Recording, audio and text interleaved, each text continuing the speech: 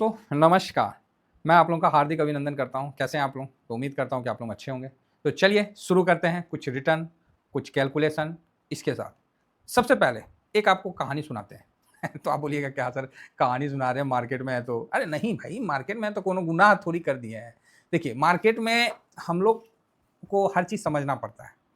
तो आप लोगों को भी एक चीज़ समझा देते हैं, शायद आप लोगों को पसंद आएगा। एक छोटा-सा कहानी है ना? एगो बंगाली दादा का है एगो उसके साथ एक गुजराती बाई का है, ठीक है? तो दोनों ट्रेन में जा रहे थे, तो ना गुजराती चुप रहेंगे ना बंगाली चुप रहेंगे। तो दोनों में आपस में बात हुआ, बोला कि भाई ऐसा करो लंबा सफ़र है, तो चलो हम लोग कुछ बात करते हैं। तो बंगाली बोला हाँ, नो प्रॉब्लम हम बात करेंगे। तो गुजराती चुप था, गुजराती बोला ठीक है। तो बंगाली बोला एक शर्त तो रखेंगे। तो बोला क्या? बोला अगर तुम दोनों एक दूसरे से क्वेश्चन पूछेंगे और जो जीतेगा उसको 10% मिलेगा। तो गुजराती बोला भाई एक तो एक तो मैं चल ठीक है। जब पैसे वाली बात आई तो गुजराती बोला चल ठीक है भाई। तो बंगाली को बोला देखो आप तो सिविल के बड़े मतलब ओहदे वाले या बहुत बड़े आप वो हो जो भी है, क्योंकि आपका माथा तो बहुत स्ट्रांग है, दिमाग तो नो डाउट बहुत अच्छा है। तो मैं आपसे क्या क्वेश्चन पूछूँगा? मैं आपसे जो भी पूछूँगा आप तो उसको बता दोगे। तो बोला कि नहीं, नहीं ऐसा नहीं है, आप भी गुजरात के हो, जानकार हो, तो ऐसा थोड़ी होगा कि मैं सब बता दूँगा। बोला नहीं, नहीं, नहीं आपको देख के लग रहा है कि आप हर चीज़ के बारे में जानकार है। तो बंगाली बोला कि चल ठीक আছে, तुम सही कह रहा है। ऐसा करो हम तुमसे 10 क्वेश्चन तुम हारेगा तो हम तुमसे 10% लेगा, ठीक है? तो बोला कि ठीक है और तुम जीतेगा तो हमारे पास से 100% पाएगा। गुजराती बोला भाई 10 से 100 भाई ये धंधा ठीक है। तो बोला कि ठीक है, मतलब बंगाली अगर जीतता है तो 10 रुपया मिलेगा, क्योंकि सो कॉल इंटेलिजेंट है। तो और वो अपना गुजराती भाई जीतता है तो उसको 100% मिलेगा। तो बोला ठीक। बंगाली ने फर्स्ट में क्वेश्चन पूछा, बंगाली दादा ने बोला कि अच्छा ये बताओ मोहनजोदड़ो हड़प्पा ये वो मतलब पूछ दिया। गुजराती है 10वां फेल। अब वो ऊपर नीचे देखा, बोला 10 रुपये ले ले भाई, काय का दिमाग खराब कर रहा है। बंगाली खुश, हाँ देखा हम पढ़ाई किया है। तो गुजराती बोला कि ठीक है भाई। तो गुजराती कुछ क्वेश्चन पूछा तो 10% का वो बंगाली ने तुरंत जवाब दे दिया। तो गुजराती पूछा कि अच्छा एक बात बताओ कि कौन सा पेड़ कौन सा पेड़ फल देता है और वो भी रात को? तो जो भी होगा आंसर बता दिया, क्योंकि सारे फल मतलब वो तो लगे ही रहते हैं, तो मतलब वो जवाब हो गया। तो गुजराती ने फिर 10 रुपया दे दिया, 20 रुपया हार गया गुजराती। अब बंगाली 20 रुपया जीत गया, बोला हाँ अब ठीक है पूरी टका पावे जा, चल भाई ठीक है पा गया। फिर बंगाली पूछा क्वेश्चन, तो गुजराती तो उसको 10 रुपया वो देना जानता था, वो दे दिया। तो 20 रुपया पा गया। तो फिर गुजराती बोला कि यार ऐसे तो धंधा में लॉस हो जाएगा। बंगाली उससे 30% ले लिया, 3 क्वेश्चन का, पता ना क्या पूछे, वो कुछ भी पूछे वो बता दे। तब अंत में देखा गुजराती कि 30% चला गया ना, तब उसका दिमाग खुला और बोला ऐसा बताओ कि कौन सा पेड़ है जो फल देता है तो मूव करने लगता है और जब फल टूट जाता है तो अस्थिर हो जाता है। बोला है एमनी कुछ पेड़ আছে वृक्ष है ऐसे की? बोला हाँ है बताओ। अब भाई साहब बंगाली परेशान, बोला अरे यार ये क्या पूछ दिया कि कौन सा वृक्ष है जो फल लटकता है तो चलने लगता है, अत्तारपुरी फल टूटता है तो रुक जाता है। अब भाई परेशान हो गया। बंगाली सारे पढ़े लिखे खत्म। बोला ठीक है गुजराती दादा तुम तो जीत गया हमसे, ए लो 100%। गुजराती भाई 100% उससे ले लिया। कितना का लॉस हुआ? तो 20% का लॉस हुआ था, 20% का कमाया कितना? तो गुजराती देख लिया कि भाई ये तो ठीक सौदा है और जाके चुप करके सो गया। तो बंगाली दादा बोला है दादा एमनी नहीं चलेगा, पहले इसका आंसर दो। बोला आंसर? 10 रुपया निकाला उसको दे दिया। बोला मेरे को ही पता नहीं। तुमको पढ़ना जानता है, हम धंधा करना जानते हैं, तुम एजुकेशन में ज्यादा है। मेरे से 20 रुपया निकला ना, मेरा हार्ट बीट बढ़ गया, वापस मेरे पास आ गया। समझे? तो गुजराती को धंधा करना आता था। अब बंगाली दादा समझ गया ओ इटा मानुस खूब खतरनाक, वो चुप करके वो भी सो गया। तो यहाँ पर ही 70 रुपया कमा लिया। कौन? गुजराती। दिमाग में तेज बंगाली था, उससे ज्यादा नहीं तेज था, वो माछ खा के एकदम भालो रकम दिमाग चल रहा था, लेकिन धंधा में तेज वो था। तो उसी तरह शेयर मार्केट है, जिसका जो मतलब चीज़ में यहाँ कोई बहुत ज़्यादा सोच के एनालिसिस या इस तरह से ज़्यादा पढ़ता है ना तो उसकी लंका लग जाती है। और जो हँसते खेलते अरे ठीक है भाई धंधा है, धंधा में कभी नुकसान हो जाता है, माल रखे-रखे एक्सपायरी हो जाता है, अरे साल में 1 आध बार हार्वेस्टिंग हो जाता है। मतलब इस तरह से माइंडसेट लेके चलिएगा ना, तो फिर आपको टिकने में कहीं मतलब वो नहीं लगेगा। तो प्लीज़ मेरे इस छोटे से संवाद को, मेरे इस कमेंट्स को गलत मतलब मत लीजिएगा क्योंकि लोग तुरंत उल्टा-सीधा मतलब ले लेते हैं। तो जस्ट ये जोक का था, है ना? चलो शुरू करते हैं। गोल्ड सिल्वर का जो संबंध है उसके विषय में हम लोग चर्चा करते हैं कि भाई देखिए, आप लोगों को तो ये चीज़ तो क्लियर हो गया ना कि गोल्ड क्या है? गोल्ड एक एसेट है, क्लियर है? गोल्ड हम लोग सेफ ज़ोन में रहने के लिए हम लोग इन्वेस्ट करते हैं, लेकिन कंज़म्पशन जो है वो हम लोग का डेली ज़रूरत है। और इस बेस पे मेरा जो कहना है कि गोल्ड सिल्वर हर कोई क्यों रखता है कि मुसीबत में काम आएगा। एक प्रकार से पैसा को मतलब एसेट में कन्वर्ट कर दिए, क्योंकि आपको पता है कि नोट छापा जा सकता है और वो चीज़ छापा नहीं जा सकता। लेकिन यहाँ नोट से मतलब नहीं है, यहाँ कंजम्पशन से मतलब है, ठीक है? तो कंजम्पशन को हम लोग को देखना है कि जिसमें ज़्यादा कंज़्यूम हो रहा वही, नहीं तो आज तो कोई ना कोई सोनार तो मिली मतलब होना चाहिए ना वर्ल्ड में, नंबर 1-2 में तो होना चाहिए। तो लेकिन नंबर 1-2 में तो सोनार नहीं है, नंबर 1-2 में कौन है? जो कंपनियाँ कंजम्पशन करती है, जो गाड़ियाँ बनाती है, चाहे जो भी है, टेस्ला हो गया, चाहे ये सब हो गया है, माइक्रो, तो ये सब क्यों? कंप्यूटर बनाने वाली ये वो जो भी है। तो यहाँ दिख रहा है कि जो कंजम्पशन ज़्यादा करता है उसका ज़्यादा ग्रोथ होता है, ठीक है?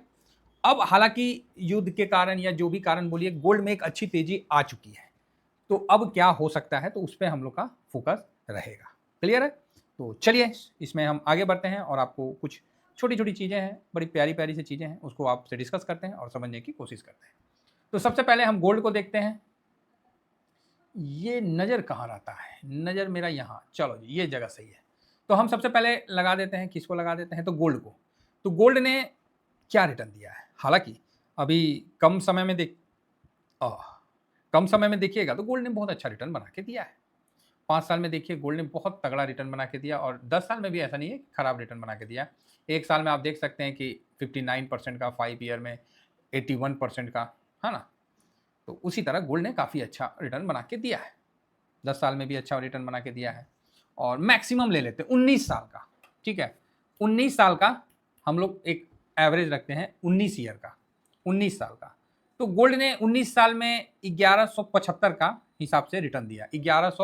19 साल का रहेगा टाइम फ्रेम और 1175 आपको परसेंट का रिटर्न दिया है, ठीक है? तो आप बोलोगे हाँ, बढ़िया है सर।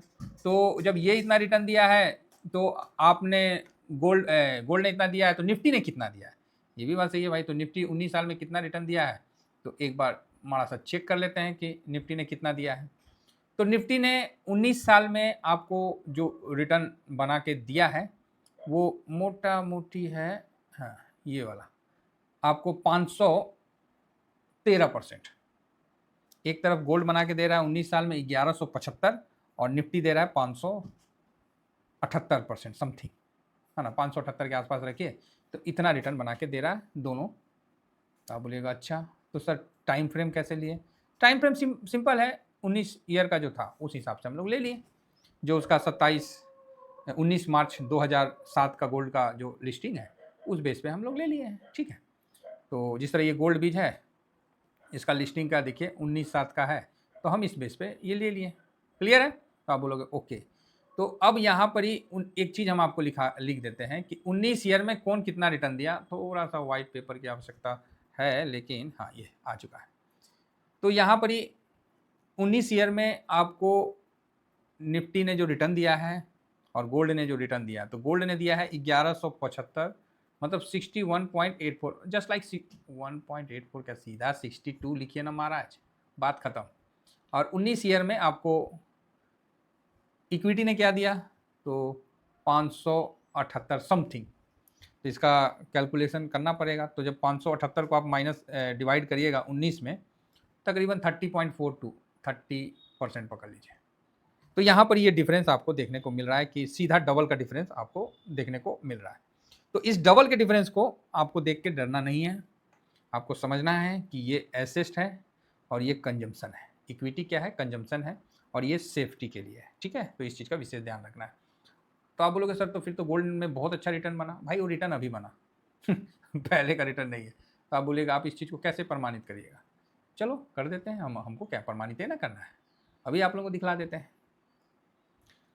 वही 19 साल का सेम रखते हैं और मतलब 19 साल नहीं, मतलब 19/3/2007 से गोल्ड लिस्ट हुआ है, तो गोल्ड का हम गोल्ड 20 से करते हैं, तो गोल्ड 20 से ले लेते हैं और इधर इससे ले लेते हैं।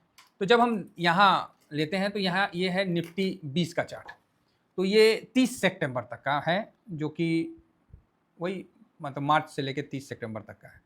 तो ये मोटा मोटी रिटर्न बना के दिया आपको 688, ठीक है 688। ये हमने कब से लिया है? तो 2007 से 2024 तक का लिया है, ठीक है। तो 2007 से और 2024 माइनस कर देते हैं, मतलब 17 साल का हम लोगों ने लिया, मतलब 2 साल पहले तक का लिया है, ठीक है। तो आप बोलोगे हाँ ये सही है सर, थोड़ा सा पता तो चलना चाहिए, नहीं तो क्या है कि ये चीज़ थोड़ा निकालने में टाइम लगता है, तो निकल तो जाता है मोटा मोटी, है ना। और यहाँ पर ही हमने इसीलिए फिर गोल्ड को भी लिया है, गोल्ड को भी हम लोगों ने यहाँ लिया है, तो ये और गोल्ड का भी रिटर्न देखते हैं वही सेम, है ना। थोड़ा आगे पीछे होगा एक आध महीना, तो उससे कोई उतना फ़र्क नहीं पड़ता है, स्टार्टिंग का है तो यहाँ पर ये भी 17 साल में आपको दिया है 826, ठीक है। तो आप बोलोगे ठीक है सर 826। अब हम 826 डिवाइडेड बाई 17 कर देते हैं तो 48.58। तो अगर आप इस समय इस तेजी को भी आप छोड़ दो, ठीक है, इस तेजी को भी आप छोड़ देते हो, तो इसके अलावा गोल्ड ने निफ्टी से इधर 2007 के बाद अच्छा रिटर्न बना के दिया है। उससे पहले जाइएगा तो साइडवेज फेज में था, ठीक है, वो 90 से 2000 तक मतलब एक ही फेज में रहा है, वो एक पता है। लेकिन जब से जो लिस्ट हुआ है गोल्ड ETF, तब से मैं आपको इस चर्चा में शामिल हूँ और उसके बारे में बता रहा हूँ। उसके पहले जाएंगे तो वो एक अलग बात है। तो यहाँ पर एक चीज़ तो निकल के सामने आ ही गया है कि इस दौरान जो है कौन कितना अच्छा रिटर्न बना के दिया है। तो ये देखिए आपको हम यहाँ पर ही बताना चाहेंगे कि निफ्टी ने जो है वो एक पहले हम 17 ईयर का रख लेते हैं, ऊपर वाला हम निफ्टी रख लेते हैं और नीचे वाला हम गोल्ड रख देते हैं। तो 17 ईयर में निफ्टी का जो रिटर्न है वो है आपको 38.11 मतलब 38% अप्रोक्स में एकदम, मतलब आप लोग कांटा लेके मत बैठ जाइएगा सर ये गलत है ना। और 19 ईयर में आपको निफ्टी का रिटर्न है 30%।